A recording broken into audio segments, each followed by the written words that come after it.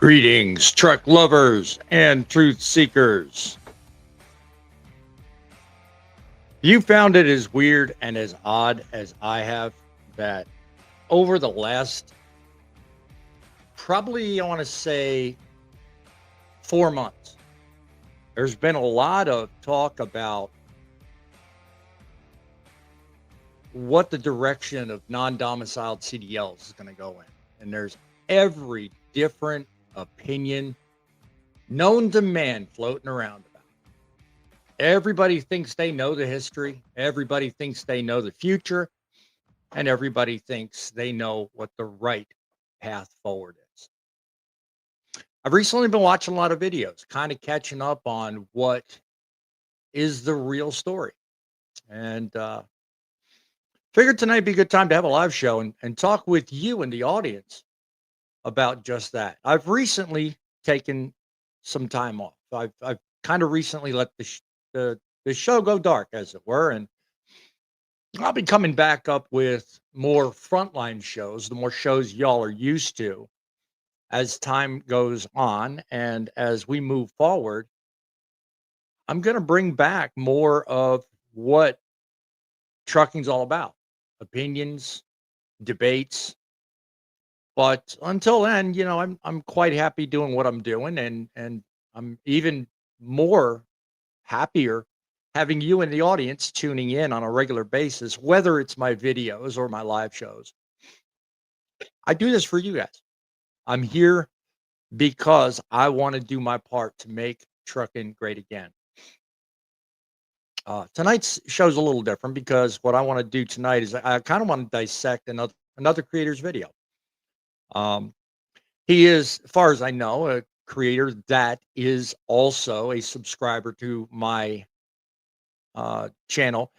He does not know I'm doing this, but being that I've watched some of his videos and I've commented on a great deal of them, as has he on mine, I figure why not?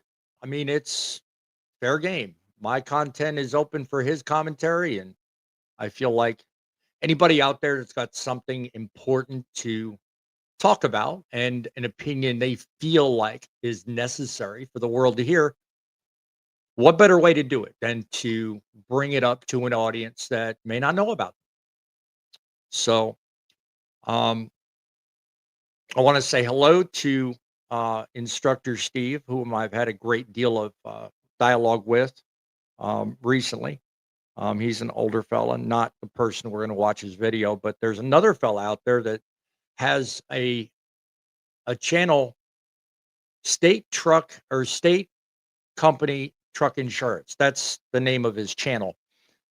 Um, he's got a heavy accent. He's kind of hard to understand, but he's got a good channel, and he's got a great message too. And he's recently put out a video that details the recent events taking place with Sean Duffy's IFR and the politics around the non-domicile CDL ban and some other topics as well. Um, Give his channel a look at, and I will be sure to include the link to the video we're going to talk about in the description of this live.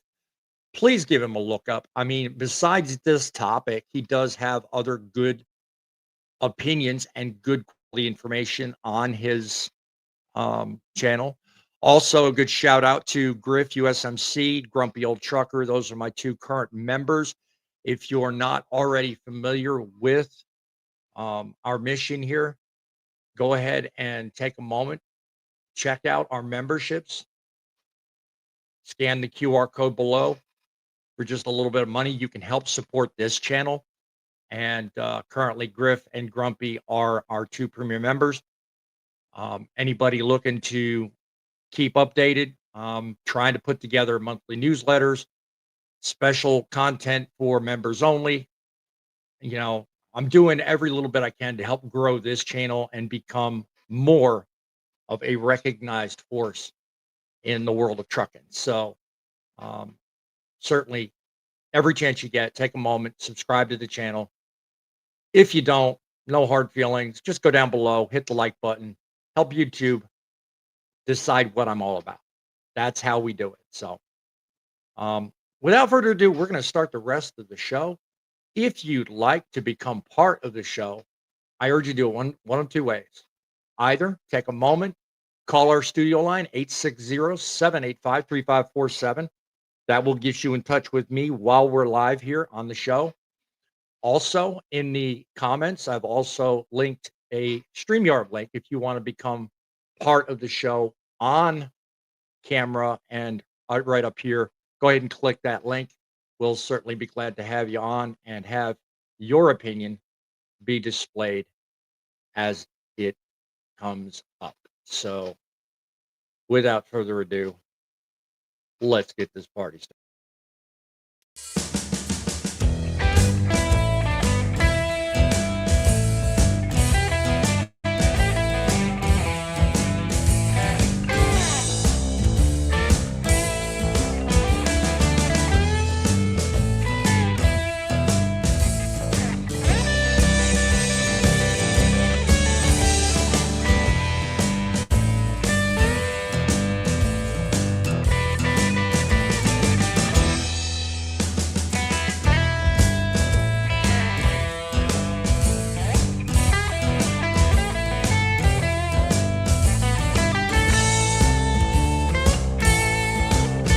Answer to that question is yes, trucking is worth it.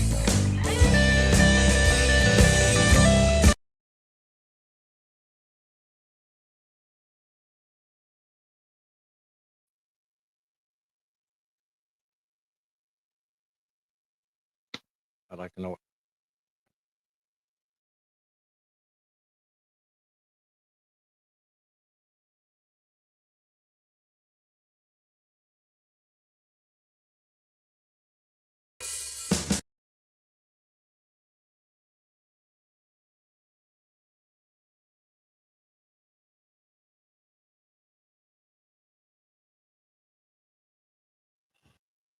Apparently, we have technical difficulties.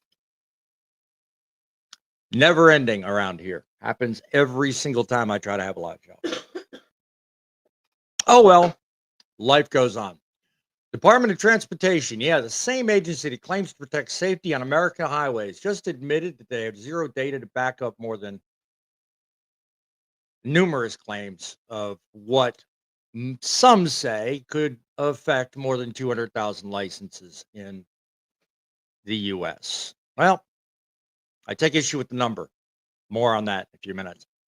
They're pushing forward anyway. They are sticking to their guns. They want this non-domiciled CDL thing stopped, and they want audits, and they want to be accountable to a safer and more productive way of getting people in the truck.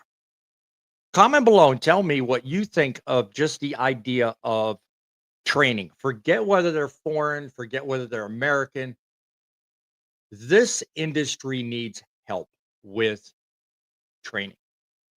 It needs help badly with people that are being introduced into an industry that, quite honestly, they've never done. I mean, think about it.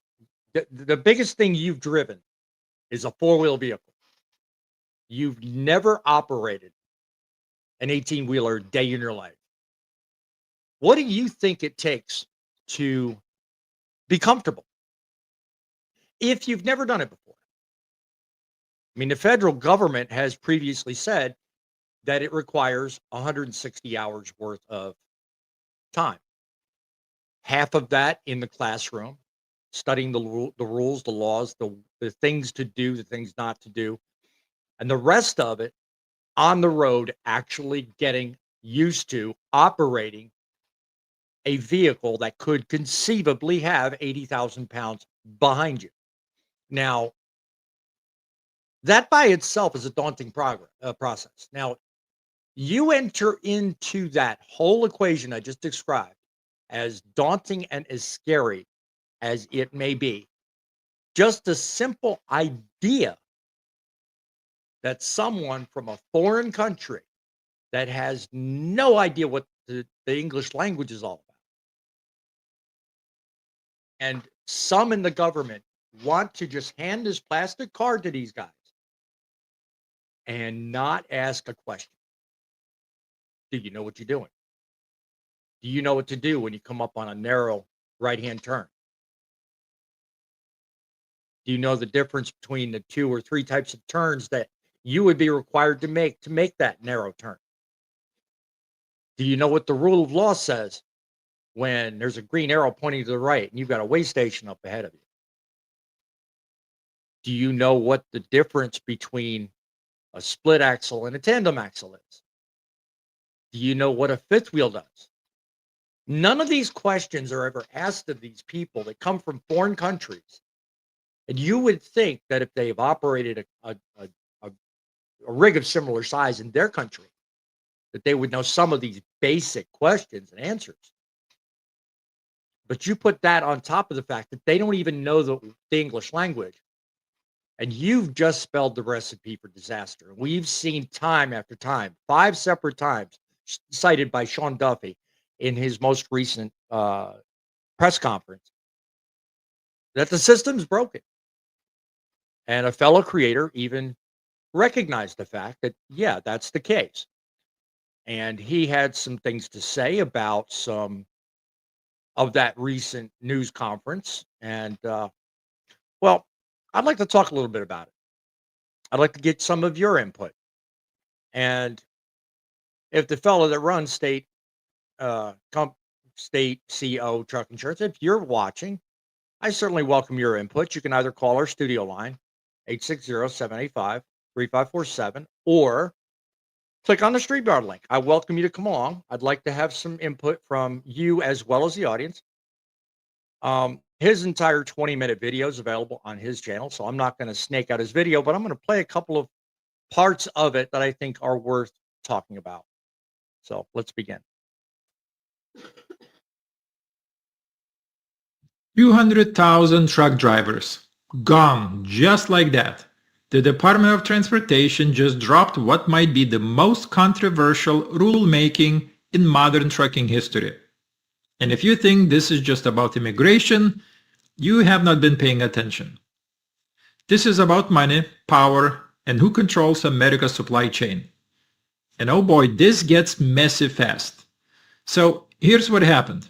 September 26th, 2025. Duty Secretary Sean Duffy stands up at a press conference and declares a national emergency.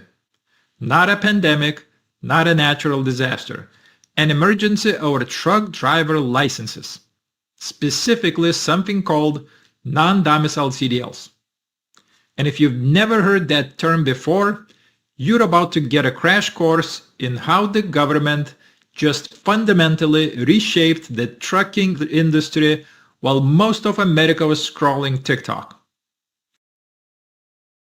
Now, pretty sharp, pretty basic. I think he's just introing the whole topic. But face it, until recently, we didn't even know non-domiciled CDLs existed. In fact, there's quite a few other creators, who I'm not going to talk about tonight, who've really gone out of their way to shape exactly what a non-domiciled CDL is. And let's start with what it originally was. Back in the day, before all this current topic of the day was even brewed in, I want to welcome Shenene 212. If I'm pronouncing your name right. Welcome to the channel. Glad you could join us. Before all this current hubbub over CDLs even got started, the non-domiciled CDL wasn't even meant for foreigners.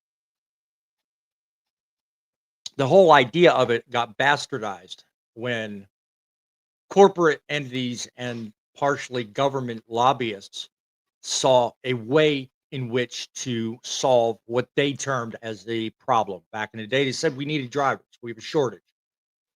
So originally CDLs, non-domiciled, were set up to be able to get licenses between states. They were a way, let's say you lived in Texas. And as a Texas resident, you needed to get back and forth between maybe Indiana or Missouri or some other state other than the one you reside in. You would then go up to that state and get employment with that trucking company out of that state, that non-domiciled CDL would be how you do it. You live in one state and you work out of another, or you're based out of another. That's the original intent and basis behind what the non-domiciled CDL was originally designed for. It had no intent, and quite honestly, back then, no practice in being used as it is today. Oh, okay. Didn't recognize the name. Got it. I get you. Um, welcome in, Sassy. Anyway, I will say this: over the years, it's been completely twisted and it's completely perverted into something that, quite honestly, only serves the greater corporate entities. It doesn't help anybody. I mean, in the end, yeah, it kind of does, because some of the smaller companies reap the benefits of the throwaways from this, but it's been perverted and it's been used in a way that its original intent was not fostered from. So we're going to go over some comments that I noticed under the video in question, because I mean, there's some really sharp opinions that are at play with this video, but then there are sharp opinions about the topic itself. Okay, I mean, whether you're for it or against it, you're going to have a sharp opinion. I mean, most of us American truckers are of the opinion that, well, you need to do away with the system. It's doing nothing but promoting an unsafe environment, and it's just tragedy on wheels. But if you happen to be someone that works within the system designed by that, you see things a little bit differently. Now, as a broadcaster, I have to look at both angles. And here's what I look at. There's one story floating around, and this particular video creator is going to touch on it here before I get to the end of his little snippet I got here. Let's say you're a DACA recipient. Let's say that you've been in the business for 15 years. Let's say you have done everything according to DMV's rules up to now by the books. Now, all of a sudden, Department of Transportation and the State Department have suddenly laid out this new rule. What do? You're a non-domicile CDL holder because it's the only thing you can do. It's the only way to get it, right? Now, all of a sudden, you're told, wait a minute, you can't renew your license. You're shut down effectively. You can't do anything. Now, if anybody in trucking has paid attention to recent events in the news, you know about a lawsuit that's been filed, and it'll be mentioned here in a minute, on the behalf of non-domiciled CDL license holders. They're trying to work out a compromise. They're trying to have this effectively stopped and given more directions so that they can clearly get themselves legal and able to do things. But that still leaves our industry with quite the impasse. What do you do with all these people that honestly cannot speak a word of English, cannot understand anything? No signs. They can't communicate. Hell, check out my last video. There's a short snippet on there from a DOT officer. I think he's in Arizona, but he stops an Oriental gentleman and literally has no choice but to put him out of service because he can't even understand a simple question of who you drive for. California? Yeah, right. Sure. You have no idea what the English language is, do you? So sorry. So sorry. Yeah. So, yeah, that's the problem we're having. Where do you draw the line and make sure that people are safe? Because at the end of the day, that's what's happening. I go out in that truck. I want to make sure I make it back home to my family. And I'm sure the average person watching this show wants to make sure the same is true. If you've got an opinion one way or the other, give us a call here, 860-785-3547. Talk with me. Click the StreamYard link. We are here, and we are open for discussion. Let's continue looking at this video, and let's see what some of the opinions are moving A forward. non-domiciled CDL is basically a commercial driver's license issued to people who are not permanent residents of the United States. Now remember, I originally said it was originally started for the states. For years, states have been issuing these licenses. About 200,000 of them, to be exact. These drivers have been hauling your Amazon packages, driving school buses, moving freight across the country. They've been doing. Yeah, they've been moving freight across the country, all right. Now, let me say something. The one thing I take exception to, he states 200,000. Sir, I believe your data is a little older, little flawed. I think there's more than 200,000, and I think there's quite a few people that are chattering right now on Twitter that seem to think it's more like close from 600 to 800,000. Regardless whether those numbers are true, mine or yours, it doesn't matter. There's a lot of people, and there are way too many because hell, there are some states, as he's going to point out here in a few, they don't even know the data. They're crying because Sean don't know the data. Well, they don't either. Hell, California can't accurately say how many people they've given CDLs to. We've got to dive in and do an audit ourselves to figure that out. And most of the states are in the same boat. Not all, but most of them. There's quite a few states that they can't even answer the question of how many there are. So there are those in the industry that feel like the numbers could be upwards of almost nearly 1 million. No way to know. You know, give us a call. Let us know what your thoughts are right here, 860-785-3547, or click the StreamYard link. While you're at it, go down below, like this broadcast. Give us a couple of minutes worth of good favor. Let YouTube know what we're doing. Come on now. We're trying our damnedest to spread the message, because we're going to make trucking great again, one way or the other. See what That's else. it. Everyone else, your license expires and you're done. No renewal, no appeal, just gone.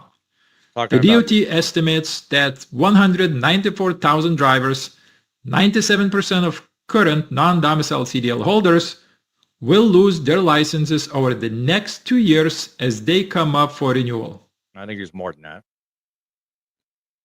As I said, I think the numbers are flawed. Because when unions representing teachers and government workers, along with owner-operator named George Rivera Lujan, filed a lawsuit to block this rule, they forced the DOT to put their cards on the table. And what the DOT admitted in the response is stunning. They don't have a comprehensive data linking citizenship or immigration status to safety outcomes. Read that again. They don't have data showing these drivers are actually more dangerous. The Federal Motor Carrier Safety Administration itself wrote, and I quote, "There is not sufficient evidence derived from well-designed, rigorous quantitative analysis to reliably demonstrate a measurable empirical relationship between nation of domicile and safety." There's equally not as much data as the states like to think either. True, I mean, some of the safety data is kind of lacking. All you got to do is look at the news and see how many accidents have happened recently. And all you've got to do is talk with everybody in trucking, whether you talk with the American Truckers United, you talk with different creators like myself, or just the truckers and people that aren't even on YouTube. It don't matter who you talk to. You don't need a bunch of data points on a spreadsheet to point out the obvious. If you don't know your language, if you don't know the rules, if you were not properly trained, you're dangerous. So yeah, we might have an empirical problem with the numbers, and there may be data insufficiencies, but the same is true on both sides. There may not be enough data pointing from Sean Duffy's office, but you can bet damn sure he's putting it together as we speak. And you can also be damn sure if somebody wants to live in California, get a CDL. If they run a CDL, it's the DMV office out, and they're going to get their data act together, because If they are not, the federal government's going to have precedence over California. They're going to discontinue the certification to give out CDLs. And that's a fight I don't really want to be in. I'm glad I don't live in California. I'm glad because, to have your state by itself be decertified, that's a cluster you don't want to be involved in. Because that means you've got to leave the state in order to get your CDL. That means you've got to leave the state to do anything. That's Newsom. You really want your citizens to go through that crap? I mean, come on now. You guys are having enough trouble keeping the ports open, and you want to get it. Sure. Okay. Meantime, if you're on the road, have you personally seen or witnessed a driver whom, when you saw them, you thought, good God, where did they get their license from? I mean, we've seen it all the time. I mean, good Lord. It's a disaster. It really is. I feel bad for the companies they represent. I really do. Me personally, I work hard, extremely hard, to keep my license crystal clean. I'm very proud of the record I have. And yet I see video after video after video, people after people, wrecking trucks, denting trucks, violating the law, running over lines, passing on a double yellow, doing crazy, stupid crap. Dude, what are you doing? It makes no sense. You have to ask the question, how were you trained? Where did you come from? I mean, it's crazy. If states are found to have issued dozens or even thousands of non-domiciled CDLs, what does that do to your idea of trusting the system? I mean, think about it. You're in there. You're giving them your data. You're giving them your time. You've paid a school thousands of dollars. You've gone about what you need to do to prove you're qualified the right way. And yet, as many as merely possibly 600,000 people are running around here with a plastic card in their pocket they didn't even earn. It's been said, if you live out in Garden City, Long Island, all you got to do is pay some lady $3,000 and she'll go take your test for you. Come back, hand you CDL, pat you in the ass, and wish you best of luck on the way off the island. You can bet she's in jail. But I mean, it's just that easy, right? How many states have we not caught in the middle of that kind of trap? Think about it. It's probably more prevalent than we know. But it needs to end. It's a practice that needs to go away.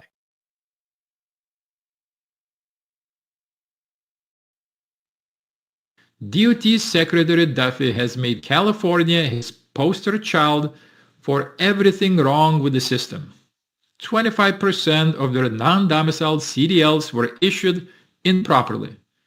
20,000 licenses had expiration dates that exceeded the driver's legal presence documents. Duffy threatened to pull $160 million in federal highway funding if California didn't fix it in 30 days. And California's response? Essentially, no. California's DMV admitted there were some technical issues, acknowledged about 20,000 licenses with wrong expiration dates, but said they're not revoking them. They're not revoking. Think about that. You've got these yutzes driving around here. We already know there's problems. State of California just proved it. And yet they're not going to revoke. They're not going to change nothing. They're not going to do nothing. In fact, if you look on my Twitter feed, you can see what I think of Gavin Newsom. He's lied time and time again. He says he's done everything by the book. Well, no, he hasn't. His very own state has a statistic that proves it. I mean, they're selling you this idea that they're doing things by the book, and they're not. They're doing it by the book because they know it pays in the long run. They know they can keep their constituents moving in money. See, one of my videos talks about it point blank. It's all about cheap labor. If there's a way you can put somebody that's willing to sit in that seat for 30 cents a mile, if you run that business, you're scoring, man, because you're moving that load for $2 a mile. All you got to pay is some schmuck 30 cents. You've got a buck 70 in your pocket. You can do whatever you want with, right? The fella driving the truck don't know what you're making. All he knows is what he agreed to. Oh, sorry, sir. Sorry, sir. I work for dirt cheap. I work for dirt cheap. That's the problem. People are so willing to suck it up and make nothing. We've lost our standards. We've lost our way. And people like Gavin Newsom know it. People like him, sorry, I'm not going to hold back just because I run a YouTube channel. I'm sorry. It's a fact. He's a leech. He deserves to be put in his place. And I think this fellow put it plainly and simply. I think he knows what he's talking about.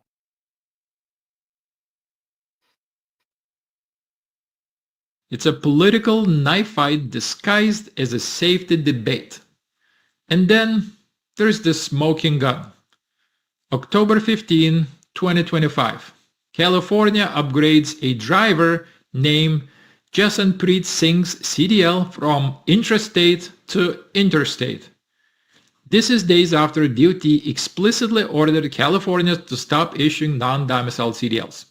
6 days later, Singh slams into stop traffic on I-10, 3 people dead, 2 more hospitalized.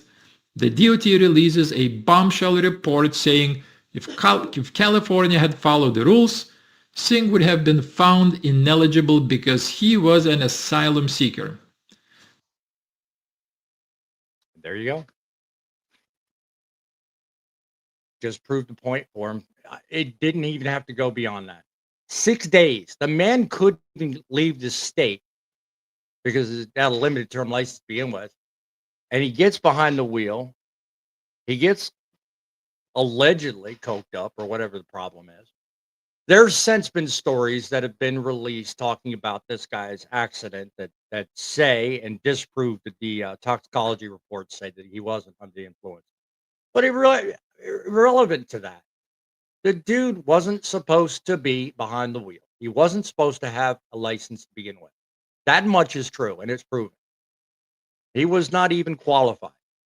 And yet, he took people off the road in the most inhumane way. Didn't even hit the brakes. We've all seen the dash cam. We've all seen the results. Whether you're talking about Florida or whether you're talking about California, Atlanta, Georgia, Chattanooga, it don't matter what city or state you operate in. Driving a truck is serious business. I want to thank the fellow from State CO Truck Insurance. I want to thank you for making a video and being a regular creator and talking very steadfastly, similar to me, about issues that help make trucking great again. I see you as a comrade. I really do. And I thank you for bringing these points to us. They're good videos, good points. I look forward to seeing more of them. If you'd like more on the perspective from somebody running a CDL school, that's your man. Go ahead and look him up. His link to his video is in the description. I recommend you take, even though he's got an accent, he's been in the business a while. He knows what he's talking about. I've seen most of his videos since his channel started, so he does what he's talking about. So from your perspective as a driver, if you're watching this, what do you think real training should look like today? Do we even think 160 hours is enough? Given what we know about training and what we know about the responsibility of the job, do you think 160 hours is enough? I posed a couple of videos of my own, and I made the point of saying we need to up the hours. What do you think? Put it in the comments. Let me know. If you think 160 is not enough, let me know. If you got a number that you think would more steadily justify a safer driver or a safer industry, put it in the chat. I want to know what you think equals a safer number. Because you know what? Here at Truckin City, we're all about making trucking great again. And you do that by making sure that the people are behind the wheel know what they're doing. How many times have you watched videos and seen people passing on the double yellow? Stupid thing. Driving under a bridge when you know damn well it's a 10-2 bridge, you're not going to make it, stupid. Or doing something like driving past a restricted sign. It's telling you you're only rated for 32,000 pounds, yet you're driving, a 50,000 pound rig. It's restricted. It's not a class A vehicle. It's a class B route. There's a lot of northern routes that are like that. You got to know how to trip plan. You got to know how to route yourself. You got to know the difference between a truck route and a GPS throwing a car route. I've seen quite a few videos of people trying to get around in Long Island or Manhattan, taking off tops of the trailers because they don't know, you know, LIRR railroads, they're 12.2. They're not going to allow a 18.6 trailer under it. Um, I always laugh at those. Those are funny. So, I mean, what do you think real training should be? Do you think we should up it to maybe three and a half? I mean, maybe maybe 3.5 hours. Yeah, 350 hours. Double 160. Might be 320. I'm fine with that. I think that would work. Double the amount of time. Put 160 in theory, put 160 on the road. Or maybe a third of that, 2/3 on the road, whatever. Whatever makes a safer industry. I'm all for it. But I don't think what's working now is working now. That's my thing. I don't think it's working. And I think we owe it to ourselves, our industry, and our families to do what's right. I really do. I'd be interested to hear your opinions. Like I said, we'll be live for a couple more minutes. If you got your thoughts, put them in the comments. Let me know. I'd certainly like to know what you're thinking. The idea of somebody getting a license after not having studied correctly or having done all the things that I've done, that upsets me. I can't speak for Harjinder or Japri or any of these Punjabi truck drivers. I really can't. I'm willing to bet most of them honestly went about training and going through a school the right way. But there's probably some of them, and even some people on Punjabi YouTube channels have admitted to this. There are some of them that don't care. They don't care. They look for shortcuts. They do things the wrong way. They make the industry and their communities look bad. We need to get rid of those. Without hesitation, we need to get rid of those. But the same is true for us American drivers. This ain't just about non-domiciled completely. This is a message to anybody in the trucking industry, whether you're an American driver or you have a non-domiciled CDL. If you don't want to represent your industry, you don't have a place here. You don't need to be here. The subject matter tonight may be about non-domiciled CDLs, but the same message has to wholeheartedly be given to American truckers too. We fought long and hard to get beyond this stigma of you're not supposed to be here. You're stealing my loads. As a taxi driver, I used to hear it all the time. We used to hate it when the competing company would get to our fares before we did. We thought there was this major insult. You're taking my stuff, right? And we do the same thing in trucking. As a trucker, we get mad when the competition gets a leg up on us. So then what do? We put the circumstance together so that we make ourselves right, and then we turn around and make ourselves look bad. That's not how you solve the problem. If you truly want to reform trucking and you want to make it worthwhile, you've got to stick by the standards. You've got to make a stake, you've got to make a claim, but you've also got to live it. It's one of the reasons why I'm going to change my content moving forward, because I want you guys to see a little bit more of what I do, how I do it, And I want you guys to relate to the fact that I actually live what I say. I don't just come up here and talk news stories and talk like I think I'm an authority, but I'm not.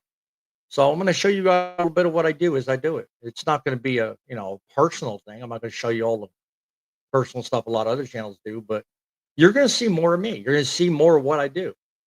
You know, I'd like to have started tonight, but the load I was scheduled to get canceled on me. But as I move, I'm going to take you guys along with me. I welcome you along. I hope you enjoyed the show. I hope you enjoyed the experience because I want you guys to see what it is we're fighting for. You know, we're trying to turn this industry around. We're trying to make it something that is more than what you just see on the news.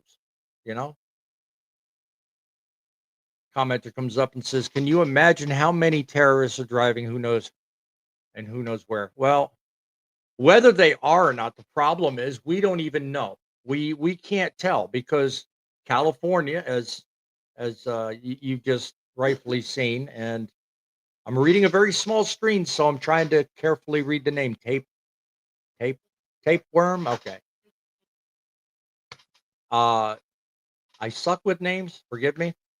Um, we don't know how many people are out here. We don't know how many CDLs are foreign. We don't know how many speak English. We don't know what they represent. We don't know what they think of trucking. We don't even know what they think of the country. So that's the sad fact. We can't honestly answer that question. Um, and I think that's one of the reasons why Secretary Rubio came out so strongly when he paused the visas. Now I don't remember if anything's happened. I don't think he's resumed that, or if he has, he's done it carefully. I don't follow the politics. I follow the trucking, so that is beyond me. But I do know one thing: we do need to get a grip on making sure that when it comes to trucking, not only do we do it right, but we represent it right. As I started talking about a minute ago, do you know how many people are just embarrassing not only themselves but the industry? I think that's atrocious. I think that's uncalled for. Dude, if you don't want to be in the industry, if you don't want to be in the country, leave. I don't want you here. You don't want to be here. Find something else to do. That's my thing. That's my current belief, you know. Speaking of audits, I mean, do you think the current path we're on in terms of auditing each state, what Sean Duffy's doing, do you think it's more about safety or do you think it's more on the saving face? Do you think Sean's more worried about his image or do you think he's really concerned about trucking? Because I've heard it either way. I mean, if you look at the comments under Mr. Insurance's video, there's a lot of negativity going on. Okay. They go on vacation and they come over here and crap on us. A lot of non-domicile holders are not getting their licenses the right way. They're cheating. Um, a white Volvo pulling an Amazon trailer is one of the most dangerous combinations. Stay away.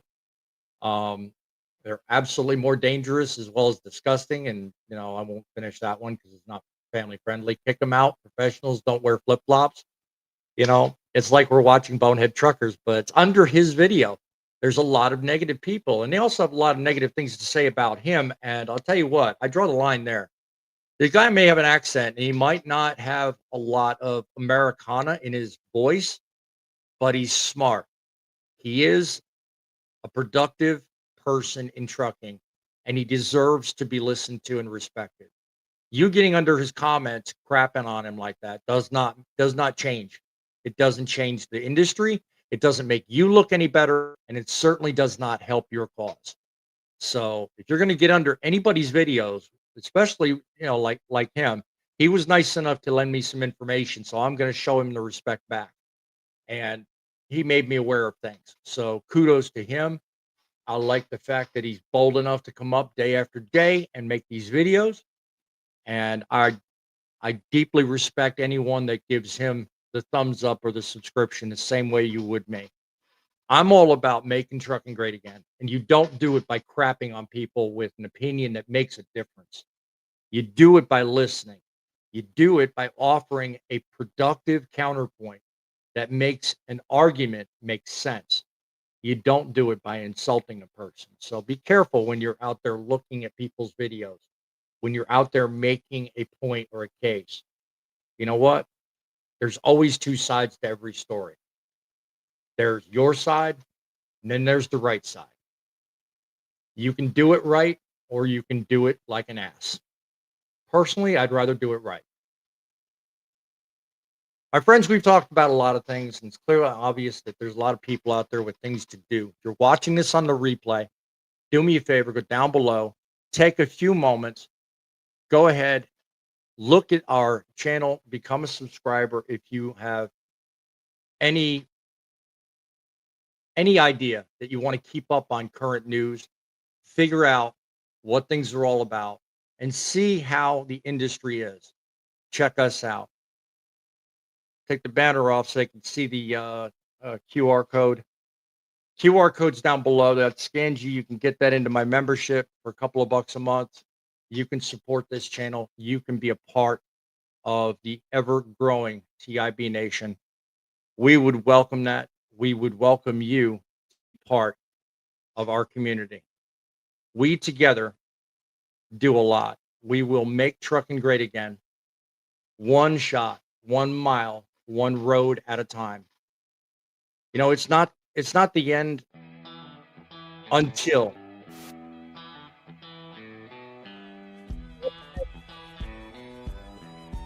left their mark in trucking industry. I want to tip my hat to State Company or Truck Insurance for making the video and having the plan to move forward and continue to make people aware of exactly what's going on in trucking today. If you found any value in this tonight, do me a favor, go down below, become a subscriber, like this video. Keep checking back with us. Sooner or later, I'm going to bring back Front Lines of Trucking. We're going to come back and give you guys the opportunity to debate important topics and give your opinion about the best way to make trucking great again.